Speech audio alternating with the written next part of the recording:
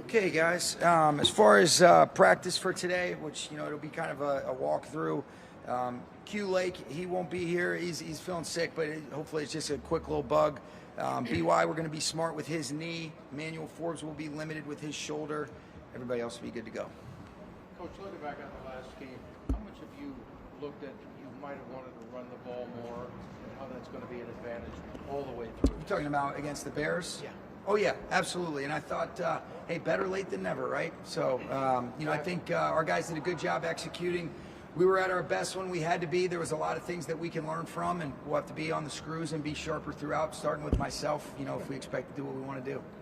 When you were playing a team for the third time, Sean, division obviously, how much do you have to change, like formations with plays that you like, things to disguise what you want to do that maybe they got to look the first couple times? Yeah, no, it's a great point. I think you want to be careful not to chase ghosts. It is about good execution, good fundamentals.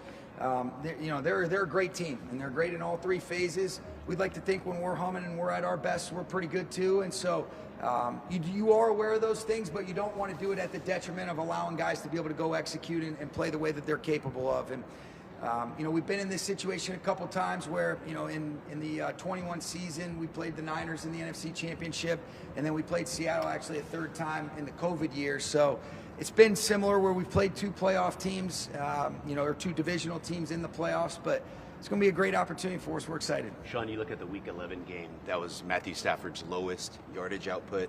The Week 16 game, his most. Were there significant adjustments made, or is that maybe just how the game flowed? Each game is its own separate entity. I think you got to be totally present. You got to play your best in those 3.5-hour windows. There's a lot of reasons for either or. Matthew did a great job early, I thought, in both games, and give them credit. It was unique where we just didn't have a lot of snaps off in that first game. But they are excellent defensively, and so we know we have tremendous respect for this group.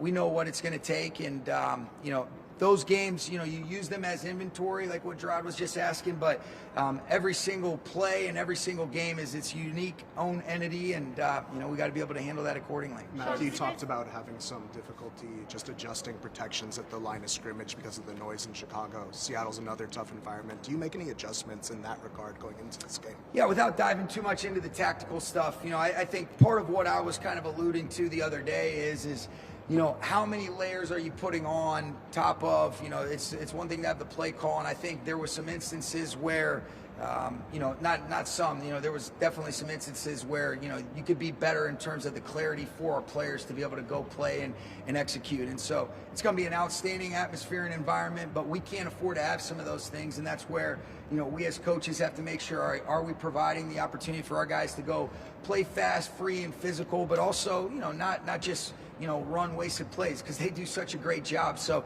you're always finding that good balance, and that's something that we've worked pretty hard about. And fortunately, we were able to learn without it having to cost us of ending our season the other day. When you were talking about his improvement, one thing you mentioned was that he was catching the ball.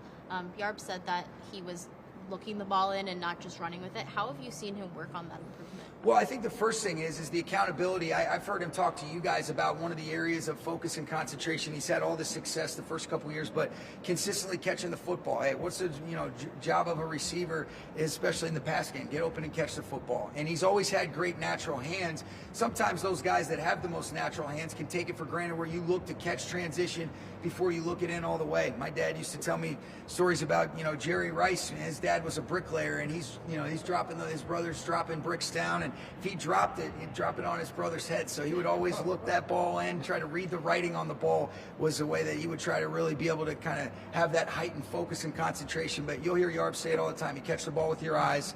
And I think he's done a great job with that focus and concentration while not allowing it to take away from the run after the catch, which is an elite trait of his. Can you speak to the ways in which Cam Curl affects the game? Say that again. Can you speak to the ways in which Cam Curl affects the So game? many ways. He's obviously excellent in the pass game. I think he's got a great understanding with the concept trigger. You look at the play that he made the other day, it was unbelievable. I think he's got a great feel for, when he is part of the run fits and just being able to aggressively close space, long stride, short stride, shuffle and shoot, can activate him as a blitzer. So he's a versatile piece. I thought he was instrumental in how well we played defensively the other day. He's a freaking stud, and what an unbelievable play by him when we had to have it. That was competitive greatness at its finest. Sean, what has Devante Adams meant to this What's run up, for you? Vinny? How you doing, man? I'm good. How are you This doing? must be a big game, huh? It is, actually.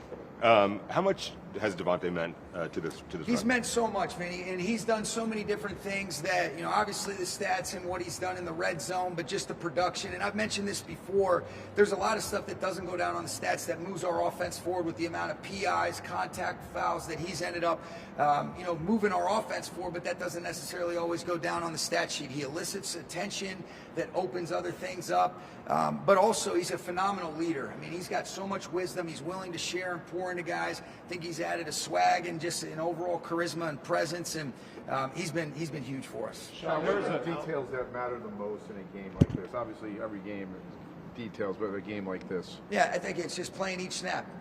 Being totally present, playing one snap after the next, not allowing yourself to get too high or too low. And I think every single snap represents an opportunity to do one of two things: maintain the momentum or snatch it right back. I think our guys have done a good job of that, but you got to be ready to just be totally present, lock in, and have the competitive stamina to be able to do right a little bit longer. That's consistent with every game, but obviously the stakes are higher and the opponent is really special, and so it's always about us first and foremost. But we know what it's going to take, to be able to try to deliver in a hostile environment against a team that's as complete as there is in this league. Sean, there's a clip that came out after the game of your speech heading into overtime about it doesn't matter what happened, just we're going to win this game.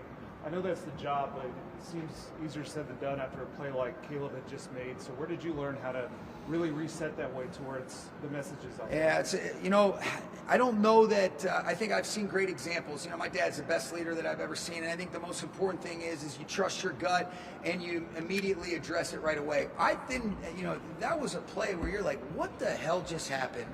And I think it was important for us to be able to reset, and I thought our guys did that. And it wasn't like the overtime went exactly ideal either. That was what I was so impressed with is, that's why I was kicking myself after the game. That 3rd and 1 play, I'm thinking, man, if that ends up being the play that costs us, because I didn't put us in a great spot, I mean, that would be a rough offseason. And so, fortunately, defense just kept making them snap it one more time. Cam Crow makes a great play because, that was a good back and forth where it was competitive after we had to punt it away.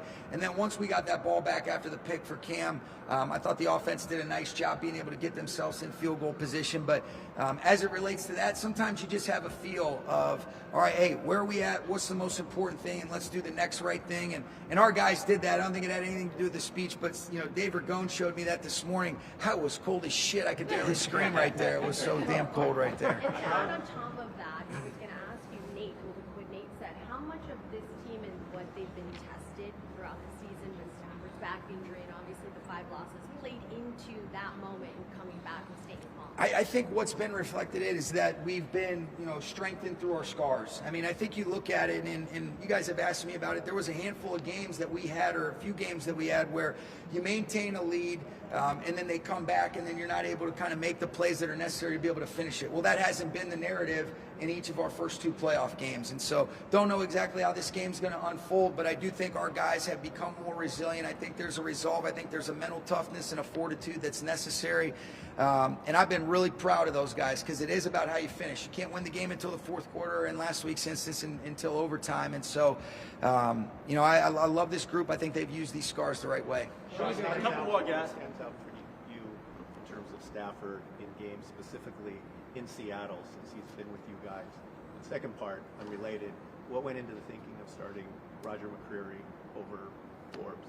Yeah, so you knew you were going to get your question in. It's a lot of competition today, huh? So you're going to get 2 in there. I think the first thing is whether it's at Seattle or in general, Matthew is always present. He does such a great job with the command, the overall ownership. It's why he's regarded the way that he is, and he's so special, and we feel so fortunate to have him lead the way. But I think overall, just that command, that confidence, that poise, that ability to love those pressure-filled moments, I think that gives a calm in the midst of some of those chaotic moments. And I think that resonates with his teammates, and it creates a belief that's not exclusive to the offense. That's our whole football team, coaching staff included. And so very fortunate to have that. really what we were looking at is, we wanted to be able to play, all of those corners. We had the mindset to be able to play 4 corners.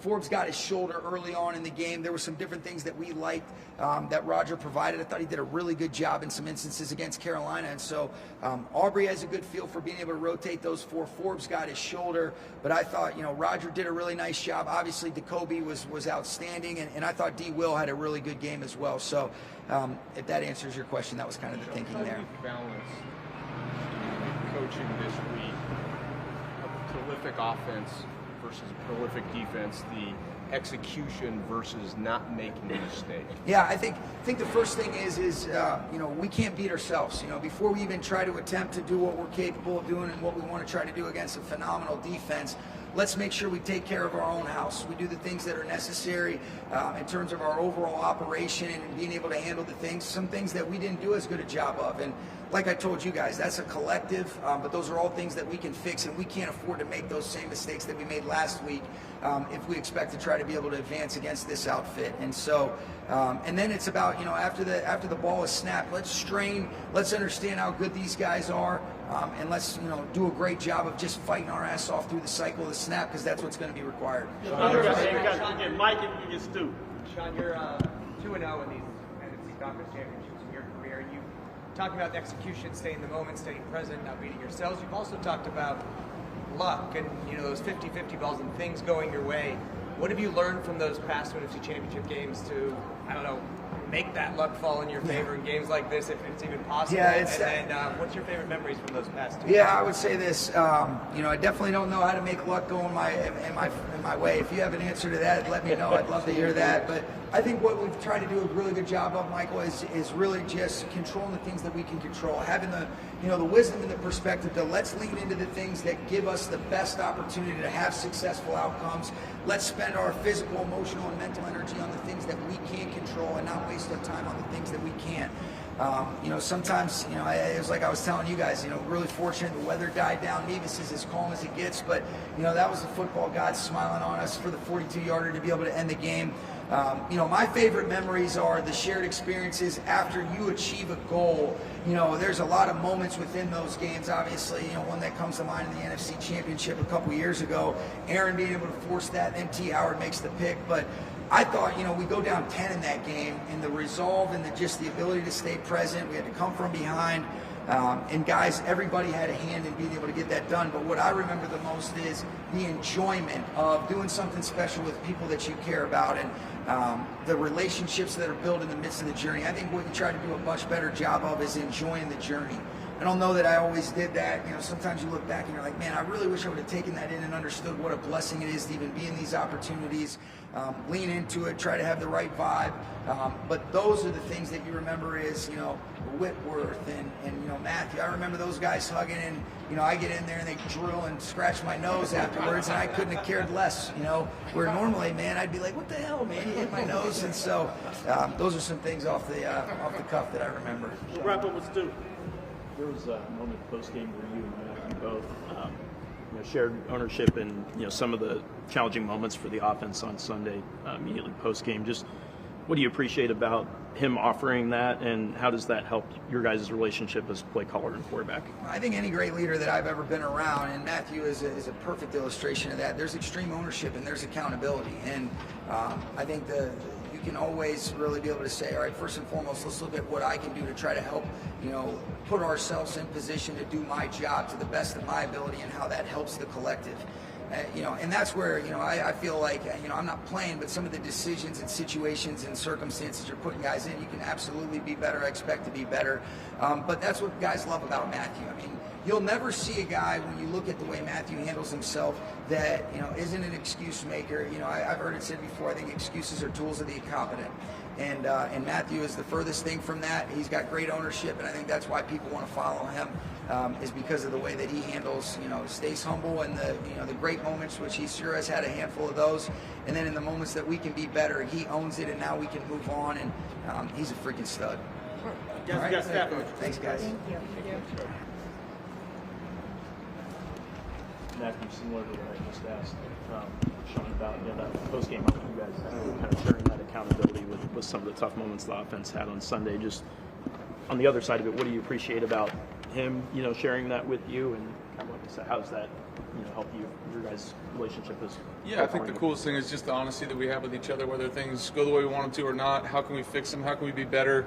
How we communicate better as an offense and then ultimately play better. So we've had that since I've been here. I appreciate the hell out of it. Not always the case in this league, and so I hope he feels that from me, that I'm accountable to the decisions I make, the throws I make, all those kind of things, and to our team. So I know he is for us. So it's a fun thing. It's a fun partnership. Matthew, when you have such a high prolific offense and yours going up against a great defense, is it a balance between execution versus mistake this week in practice and coaching and teaching? Yeah, I mean, I think once you get out there, we got to go out there and play like we always do, right? Try to play fast, try to play physical, play aggressive, and we got to go execute. That's what it's going to take. You're going up against a great defense, in their home environment where it's really difficult to play, and we've done it, a couple times already this year. Played these guys, and I'm sure they'll have something different for us, like that always is the case. But how do we adapt? How do we continue to execute and play at a high level, and go out there and see what happens? Matthew, what do you think you've learned about this? You played in Seattle since you've been with the Rams, and is there anything that stands out? Any moments from any of those games that stand out? You're trying to test my memory here. I feel like solid. The first time we played there when I was here was a Thursday nighter, I believe. We did a nice job, came away with a win there. I was out the next year, and then obviously the one D-Rob, ended it in the walk-off in overtime, which was a great play. And then last pass time, we obviously lost it. Didn't play as up to our standard in some areas, and could had chances to finish that game. So it didn't. But it's always a great environment. Great environment. Their fans do a great job. It's a big test playing against their team. We look forward to the opportunity. We're present and understanding what this one means, but at the same time, just attacking it like every other week. You talked about some of the difficulties adjusting at the line of scrimmage, like protections at the line of scrimmage in Chicago, going into another really good environment in Seattle. What adjustments can you make in that area ahead of this game? Yeah, just have to communicate, at a high level, and that's, both myself, everybody up front, our backs, everybody. It takes everybody. When you go into an environment like that, or environment that we're going into here on Sunday, in Seattle, everybody's got to be on the same page and communicate. That's what offense is all about. You got to have 11 people working as one, and there were a couple instances where we were off, the other night, and learn from it, continue to move on, find a way to be better, and make those opportunities count. How do you find your road playoff better? Yeah, I think it's just going out here and kind of restarting where we are and just say, okay, what's the best stuff that we do? What makes us as an offense a good offense when we're playing well? Well, that's our communication, that's our technique, it's our effort, all those kind of things, and you just continue to harp on the fundamentals, the basics of playing football at a high level, and then kind of let your talents go from there. Your second one of these playoff games. Is there anything you feel like you've learned about this group that you didn't already know? Yeah, I mean, it's a resilient group. We found ways to win it. Whether that be, a big play here or there on offense or defense, special teams, whatever it is. Found ways to win games where there were, frankly, a couple times earlier in the season where I felt like we may have played better on paper and didn't find a way to win the game. And, sure happy we did the last couple times, and obviously some things that we can do better, and especially on the offensive side of the ball from this last night, some things we can easily clean up, and that results in more points and more comfortable victories. But this is the NFL. It's the playoffs. It's tough. You got to go earn every single one of them. Matthew, Sean. Second one of these. I know you guys want every week to be the same. Does this week feel different, though? No. To me, to be honest with you, I'm just taking it as I normally do. How do I prepare to, go have a great walkthrough practice here on Wednesday, and then go home, do what I do before Thursday practice, and get ready to go for Thursday, Friday, Saturday, all the same. So we're not immune to understanding the circumstances and what the game means to the outside world until, whether or not we get to continue to keep playing football or not. But from a daily standpoint, we operate as normal and get ready to play. Matthew, Sean has said multiple times that you guys were at your best on Sunday when you needed to be, or in the most important moments. And I think he's meaning play to play. But more specifically to you, I think since you've been here, you're 24-6 in December, January, February. In other words, the most critical parts of the year. How do you attribute that sort of success when you've needed to be at your best in the critical points of the season? How's that evolved? Yeah, I mean, I appreciate that, and I understand that. I think quarterback wins is an interesting stat. It takes everybody, and there are certain games where I don't play up to par and we win the game, or certain games where I feel like I play really well and we don't win the game. It doesn't always correlate with the quarterback. Obviously, I want to play as good as I possibly can, but I would equate that to our head coach leading the way, our team playing good football at the right time. Surely I'm doing my best part to try and play at a high level or lead the guys in the right way, find a way to win the football game. There's no question about that. But, I didn't win those games by myself. I didn't lose any of them by myself. We play as a team. We win as a team. We lose as a team. And, that's what I have to say about that, I guess. The last couple of years, Seattle's defense has improved drastically, right? So what do you see as the biggest challenge right now, and how they have grown over the past, let's say, even 2 seasons? Be one of the best. Yeah, I think they have great personnel when you look at it, top to bottom. They've got depth. They've got, quote unquote star power guys that are, really huge difference makers within games. And I think they're really well coached. The more time you get into a system, obviously, the better you can be. And those guys are doing a hell of a job. I think Ernest is playing at an all-time level and playing great in the middle. So, he's kind of running the show for those guys. And, the front's great. Secondary's great. You look at it, they're really well-rounded defense. Sean, couple more. Caught it on camera, Sean's speech to you guys going into overtime.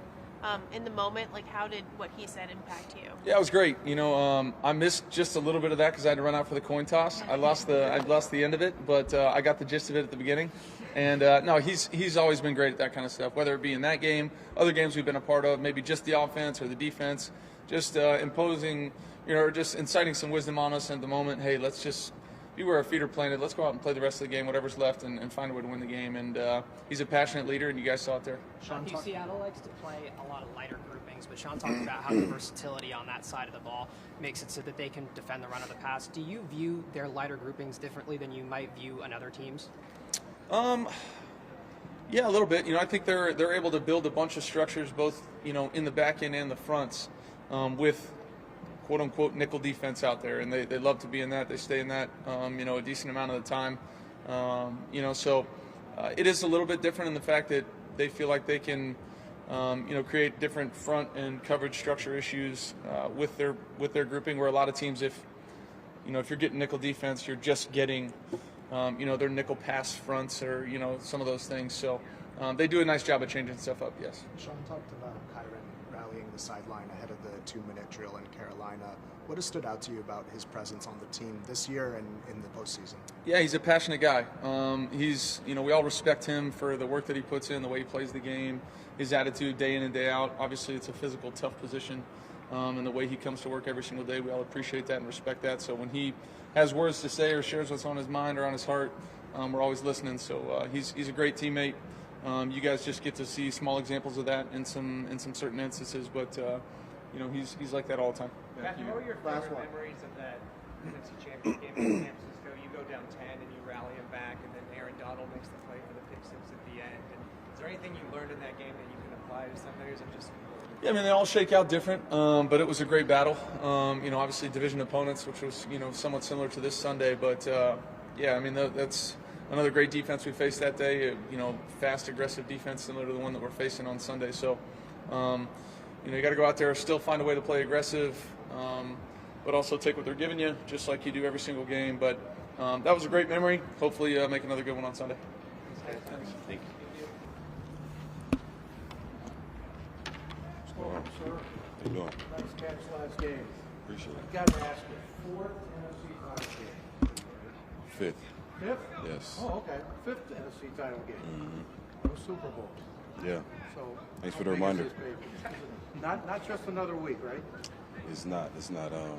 Yeah, I've been here quite a few times, and I think I've made mention to you guys a few times, like, forgive me if I'm not smiling ear to ear after the first win or the second win. Just haven't been here so many times and understanding exactly what it takes to, get where we're ultimately trying to go. So it's obviously exciting to achieve, the minor goals along the way that you ultimately need to do to get where you want to be. But yeah, it just feels like almost like a mythical thing to me at this point. Like you do everything you can to get there, and it's been so hard and been working so hard at it. So we're close. We just got to finish it out. You missed that last game up there against them. Yeah. There was a lot on the line for that game too.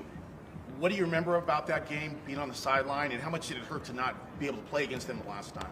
Yeah, I mean, it crushed me. Anytime if I'm in the game and I can't affect it, or if I'm not able to play in the game at all, it's just that helplessness, that type of feeling is not a good feeling as a receiver, especially one that has been relied on a lot, in the past to be able to put things together and ultimately get you where you want to be as a team. So just watching, it was tough, especially in the red zone, seeing us, kind of struggle the first couple of drives there, getting points, and knowing what I've been able to do, just feeling like I could have changed that. So it's a great team, and obviously we did a great job on offense and put up some unbelievable numbers and all of that.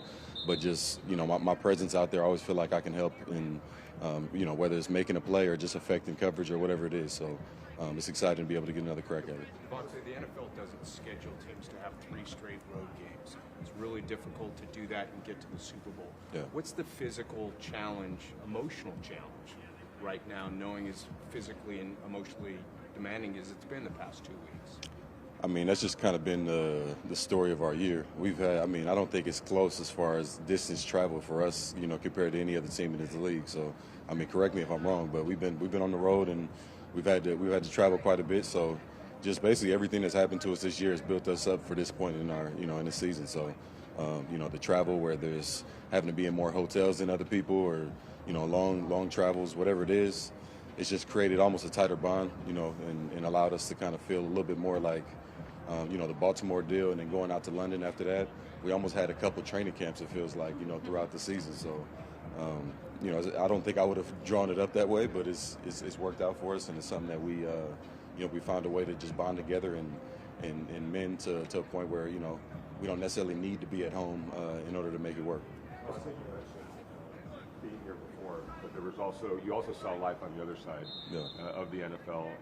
How much did that experience make you appreciate just this opportunity, let alone maybe closing it out and getting to it? Good to see you too, man. How you doing? Obviously, it's anytime you go from, I started off with a great experience with the Packers and didn't have anything else to, compare it to. So you kind of, in a sense, take it for granted. I don't think I was taking it for granted, but you go to a situation where you struggle a little bit more in Vegas, and I was blessed to still have a lot of great football there and a lot of good times. But in terms of winning and playing meaningful games, obviously we weren't in that position. So being back in a position where you're with a great team and in a great situation, you definitely have a greater appreciation for times like this for sure.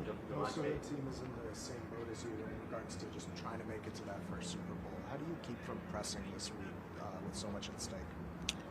You just got to, be reminded by, the coaching staff. They do a good job of just reminding us to do our job.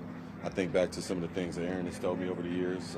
You probably heard me mention we don't need any Herculean efforts. That's a quote from him that kind of stood out to me from like 2016.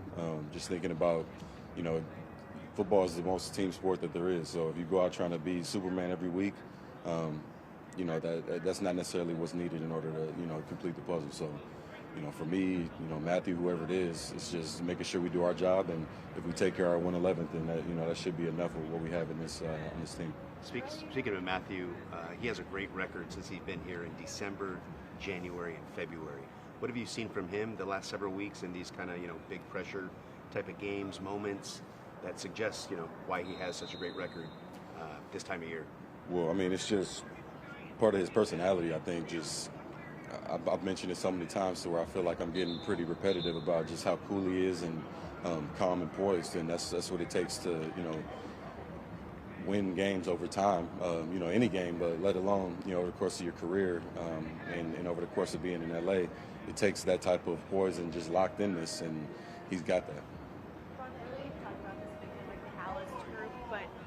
With these last 2 playoff wins in particular on the road in the fashion that you guys have won, is there anything else you've learned about this group and what you're capable of? Just about the fight that we have. None of them have been easy. I think you can be a callous team and go out and start the playoffs just rocking everybody and come out and have that type of, that still, falls under the category of a callous team. But I think, having the gritty wins that we've had where, we start off quick a couple times and go through some times where maybe things get a little slower. but still find a way to win those games. And, you know, whether it's offense, defense, us playing together, you know, Cam Curl having the resiliency that he did to stay locked in and save us having to watch a field goal and, you know, be in a situation like we did, you know, at home against Seattle. That's just the type of the team that we are. And I think just having been through some of those moments gave us even more confidence individually and as a team. Making a catch, how did you balance learning to look the ball in and also not losing the benefit of being able to turn upfield around? Yeah, it's a good question. I think it's part of it is honestly, I think just how involved you've been, you know, and how comfortable you are within any game. Because, you know, just being honest, certain times if you're in a flow, like you may not even fully look it in, and you can, you know, just have a different type of feel and confidence. And then, you know, the game or a situation like the other day where, you know, obviously I didn't have as many touches, and then, you know, I'm relied on at the end of the game to make a couple, you know, big time grabs at the moment in that game. So, you know, those are times where you got to look that one in, especially you bring in the elements and the weather and things like that. You just got to be, you know, locked in at all moments, just so you don't let any of them, you know, slip by.